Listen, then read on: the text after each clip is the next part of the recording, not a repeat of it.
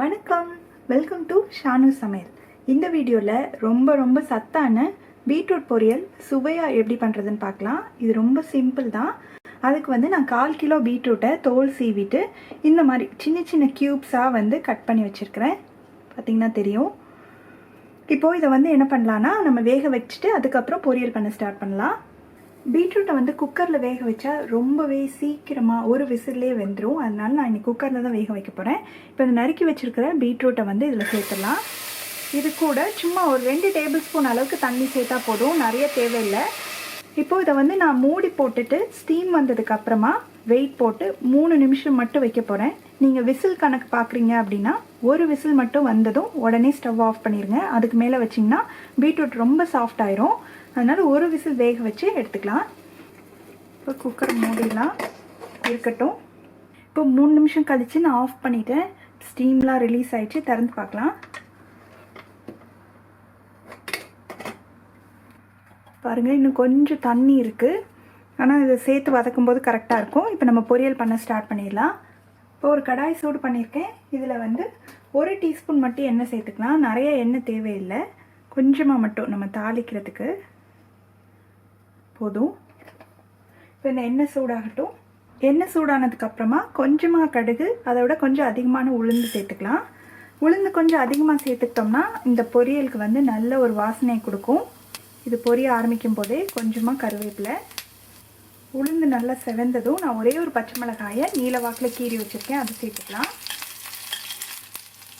கொஞ்சம் ஒரு சின்ன சைஸ் பெரிய வெங்காயத்தை பொடியாக நறுக்கி வச்சுருக்கேன், அதையும் சேர்த்துடலாம். வெங்காயம் ஆப்ஷனல் தான். உங்களுக்கு வெங்காயம் வேண்டான்னா நீங்கள் இந்த ஸ்டேஜில் வெங்காயம் சேர்க்காம கொஞ்சமாக பெருங்காயம் சேர்த்துட்டு உடனே பீட்ரூட்டையும் சேர்த்துடலாம். இப்போ இந்த வெங்காயத்தை கொஞ்சம் நல்லாவே வதக்கிக்கணும். ஏன்னா பீட்ரூட் நல்லா வெந்துடுச்சு, அதனால் வெங்காயத்தை நல்லா வதக்கிக்கலாம்.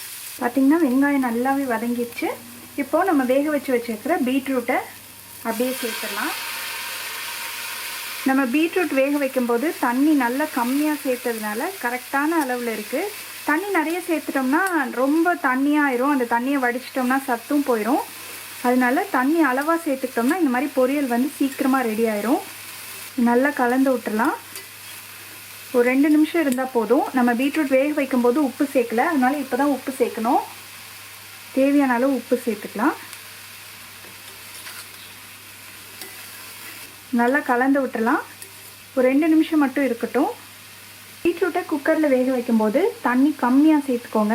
நான் சொன்ன அளவு சேர்த்துக்கோங்க. நிறைய தண்ணி சேர்த்துட்டிங்கன்னா பீட்ரூட் வெந்ததுக்கப்புறமா குக்கரை திறக்கும்போது நிறைய தண்ணி இருக்கும். அது எல்லாத்தையும் நம்ம வற்ற வச்சு அதுக்கப்புறம் பொரியல் பண்ணால் ரொம்ப லேட் ஆகும். அந்த தண்ணியை கீழேயும் கொட்ட முடியாது, ஏன்னா அதில் தான் நிறைய சத்துலாம் அப்படியே போயிடும்.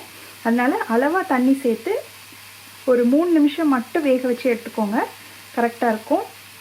பார்த்திங்கன்னா 2 நிமிஷமாக நல்லா வதக்கியிருக்கேன். அந்த உப்பெல்லாம் பீட்ரூட்டில் நல்லா இறங்கியிருக்கும். தண்ணியும் இல்லை பாருங்கள், சுத்தமாக நல்லா ரெடி ஆயிடுச்சு பொரியல். இப்போ கடைசியில் தேங்காய் துருவல் சேர்த்துக்கணும். தேங்காய் துருவல் வெறும் பிளெயின் தேங்காய் துருவலாக சேர்க்காம தேங்காயோட கொஞ்சம் ஒரு 1/2 டீஸ்பூன் அளவுக்கு சீரகம் சேர்த்து அதை மிக்சியில் இந்த மாதிரி ஓட விட்டு அதுக்கப்புறம் எடுத்து இதில் சேர்த்துக்கிட்டோம்னா நல்ல ஒரு வாசனையாக இருக்கும். சீரகத்தோட வாசனையோட தேங்காய் துருவல் இன்னும் அதிகமாக வேணும்னு நினைக்கிறவங்க அதிகமாக கூட சேர்த்துக்கலாம். இது சேர்த்த உடனே ஸ்டவ் ஆஃப் பண்ணிவிட்டு நல்லா கிளறி விட்டுருங்க. பாருங்கள், பார்க்குறதுக்கே எவ்வளோ கலர்ஃபுல்லாக இருக்குது, அவ்வளோ சத்து. இது கண்டிப்பாக வாரத்துக்கு ஒரு தடவையாவது பீட்ரூட்டை நம்மளோட டயட்டில் சேர்த்துக்கிறது ரொம்பவே நல்லது. இப்போ இந்த பீட்ரூட் பொரியல் பார்த்திங்கன்னா சாம்பார் சாதம், ரசம் சாதம், காரக்குழம்போடு வச்சு சாப்பிட்றதுக்கு ரொம்பவே நல்லாயிருக்கும். ரொம்ப கலர்ஃபுல்லான ரொம்ப சத்தான பீட்ரூட் பொரியல் ரெடி ஆயிடுச்சு.